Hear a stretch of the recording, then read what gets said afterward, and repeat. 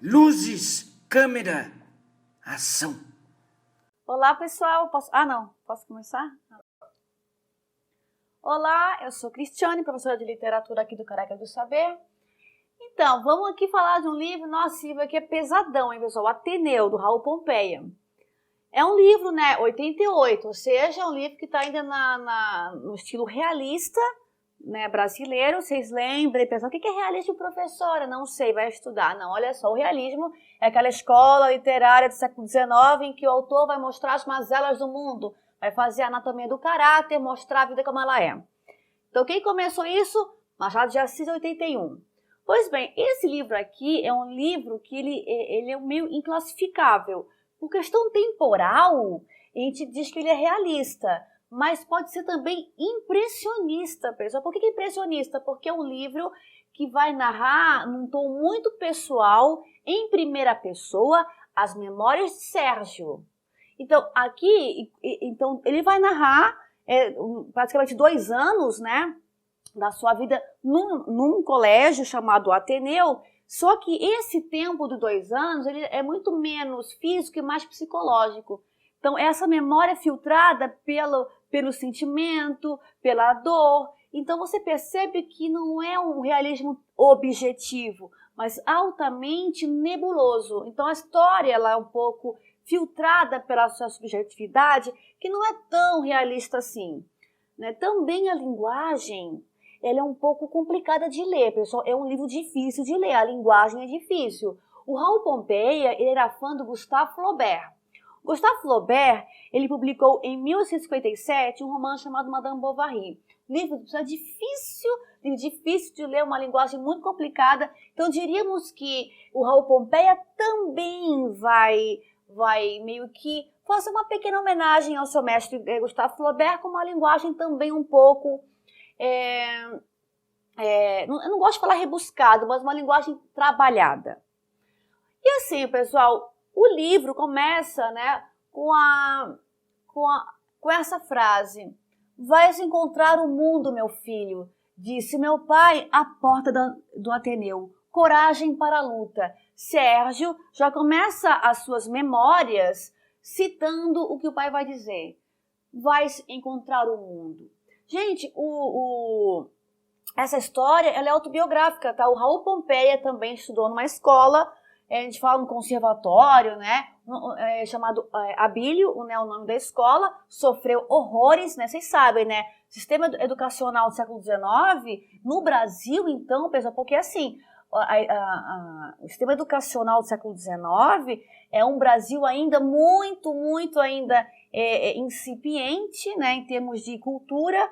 Temos que pensar também que apenas a elite tinha direito a essa educação, e uma educação altamente, ela é quadrada, ela molda, e quem está para fora desse molde sofria horrores. E são crianças e adolescentes. Então, eu acho que todo o sistema educacional do século XIX não inclui a palavrinha mágica, a palavra diferença. Só tenta incluir tudo no mesmo conceito. Então, quem é diferente, e a maioria pessoal, sofre muito. Então, ele vai meio que mostrar na pele de Sérgio o que ele mesmo passou. Parênteses, o Raul Pompeia se suicida, tá, pessoal? Assim que ele morre, bem down mesmo.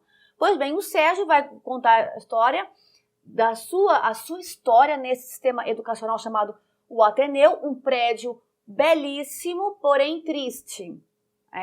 Então, ele entra, o pai deixa o filho, é um pai também um pouco complicado, e o menino entra, e logo que ele entra, ele conhece o senhor Aristarco. O Aristarco, gente, ele é uma figura emblemática, porque e eu acho que tem gente que sabe muito bem o que é isso, é o diretor da escola, que também é o comerciante da escola. A escola não é apenas um lugar onde se aprende, mas onde ele vende uma ideia. Então você está na escola pelo nome, pela marca, não pelo ensino em si.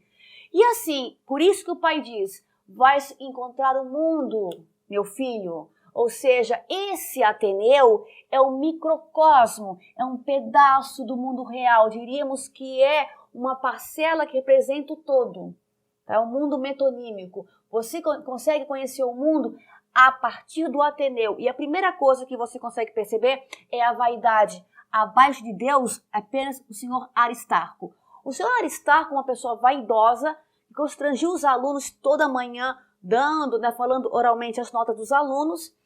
E ele via o colégio como um negócio, somente isso, tá? Ele quer ascender financeiramente, socialmente, a partir dessa escola, que é a melhor escola do Brasil. Então, tem pessoas do Brasil inteiro querendo essa escola. Pois bem, casado com Dona Ema, uma mulher boa, tranquila, bela, meio materna e também meio mulher, porque imagina, são apenas meninos, tem pouca mulher e que tem mesmo mais velha, ela tem 30 anos e o narrador vai dizer, né, a idade balzaquiana, porque o Balzac escreve aquele livro chamado A Mulher de 30 Anos. Ema, gente, eu não falei que o Raul Pompeia era fã do Flaubert. Ema é o nome Ema em homenagem a Emma Bovary, a personagem do romance Madame Bovary. Pois bem, haverá outra mulher da história, que é a Ângela, que é a empregada, e aquela também que tem aquele sangue quente, né? Aquela que tem aquela sexualidade muito forte. Então ela vai ter também esse papel muito sensual perante os meninos. Pois bem, vamos ver. Chega o Sérgio, entra, conhece o Aristarco, tem um certo receio porque o Sérgio era aquele filhinho da mamãe, bem cuidadinho. Imagina, pessoal, que judiaria com 11 anos vai para lá e cuida-te, te vira. Lá ele conhece Rebelo. Rebelo, um aluno exemplar, tá? E ele diz assim o seguinte, o negócio aqui é diferente. Aqui tem os protetores, que são os mais fortes, e tem os protegidos. Não seja protegido, não procure proteção de ninguém, seja forte. Gente, aí tatuem, tá? É a parte naturalista dele. Os protegidos, para serem protegidos, seja na força, ou seja na escola, né, com auxílio na hora de fazer as tarefas, eles tinham que dar também uma contrapartida, que era favores sexuais. Então o Rebelo aqui já informa ao Sérgio para ele não ser protegido de ninguém, porque senão teria um preço muito caro a pagar. E o Serginho, né, o Sérgio, ele tenta ao longo da história ser forte, mas uma hora ele cansa também. Tem um momento da história que o Sérgio ele vira meio devoto, ele tem uma fase religiosa, que sabe, para se agarrar aquele mundo que ele vê que é um mundo meio triste, um mundo muito austero, muito cheio de regras. Então ele vai andar para lá e para cá com a Santa Rosália, que é, né, uma figura assim dela, que ele anda para lá e para cá e vai rezar muito. O Sérgio, na roda da história, vai ter esse momento religioso muito forte. Só que ali, ele vai, nesse momento religioso, ele vai se envolver com Franco. Franco é o aluno problema, tá? Ele se faz de vítima, ele é meio estranho, ele faz confusão. E o Franco, gente, olha só, ele tem uma ideia muito boa, pero muito mal. Ele vai quebrar uma garrafa na piscina para que, quando as crianças tomassem banho, se machucassem. E quem está envolvido com ele? O Sérgio. Então o Sérgio, ele se arrepende de ajudar o Franco a fazer isso e fica a noite toda rezando para Santa Rosália, ou Santa Rosalia, para que nenhuma criança fosse, que entrasse ou se machucasse. Milagre ou não, no dia seguinte, a piscina é esvaziada e ninguém se machuca. Entretanto, o Sérgio decide largar a parte religiosa que o estava manchando, né? Uma coisa bem louca, porque deveria ser o contrário. Então ele larga a religião e a figurinha, a imagem que ele tinha da Santa Rosália, ele vai na biblioteca e coloca dentro de um livro e nunca mais aparece, né? Aí se foi a história. Pois bem, só que o Sérgio, gente, ele se cansa de ser forte, ele quer um cuidador. E o Destino, ou Sanches, vai ajudar nisso. O Sanches, pessoal, é outro personagem muito importante da história, que ele é um bom aluno, que vai sempre querer ter um protegido. Então, há uma cena, né, e qual o próximo da vez? O Sérgio. Há uma cena da piscina, em que o Sérgio está tomando banho na piscina, alguém puxa o Sérgio, ele quase morre afogado. Quem o salva? Sanches. Sanches vai ser então o protetor de Sérgio. Não se sabe ou não se foi o Sancho que puxou a perninha dele, entretanto vira o protetor, vai ser protetor tanto da força quanto também dos estudos. E o Sérgio começa até a melhorar nas tarefas. Daí você pensa, mas por que tanto protetor e tanto protegido? Gente, a adolescência e a infância é uma fase cruel e também num sistema cruel. Então, tudo que fosse diferente não era aceito. Os protetores, isso atentem bem, pessoal, Enem adora isso. Os protetores são os mais fortes, aqueles que se adequam a um certo conceito de normalidade. Os fortes é aqueles que têm aquele perfil que se adequa à imagem, né, pré-estabelecida. Os protegidos são os fracos. São aqueles que não têm a característica típica esperada pelos pais, pela escola, aqueles que desistem muito fácil também. Então, diríamos que aqui também está o microcosmo do Raul Pompeia, aqui os fortes, o que a sociedade espera, e os fracos, os protegidos, o que a sociedade repele. Então, quando o protegido procura um protetor, é para tentar, de alguma forma, se adequar. A gente não faz isso às vezes, você tem pouca possibilidade, você vai e mama na teta de alguém que tem mais possibilidade. Também isso é no Ateneu, tá? Então, isso é muito forte. Então, ele vai ser protegido do Sanches até uma hora que cansa, ele tem repúdio, ele tem repulsa do Sanches, ele não gosta do Sanches. O Sanches é meio assim, ele meio que fica flertando, o Sanches fica tentando ali, rolar ali alguma coisa assim. Pois bem, então, acontece uma coisa bem importante na escola, que o Grêmio, né, criado um Grêmio Literário Amor ao Saber. Gente, então, aqui no Grêmio Literário Amor ao Saber haverá aulas como de retórica, por exemplo. Então, aqueles mais Zé Ruela que não eram tão bons na parte da física, começam a se destacar na parte oratória. E nesse caso, daí as amizades começam a se alterar. Tanto que o Sérgio ele vai se aproximar de Bento Alves.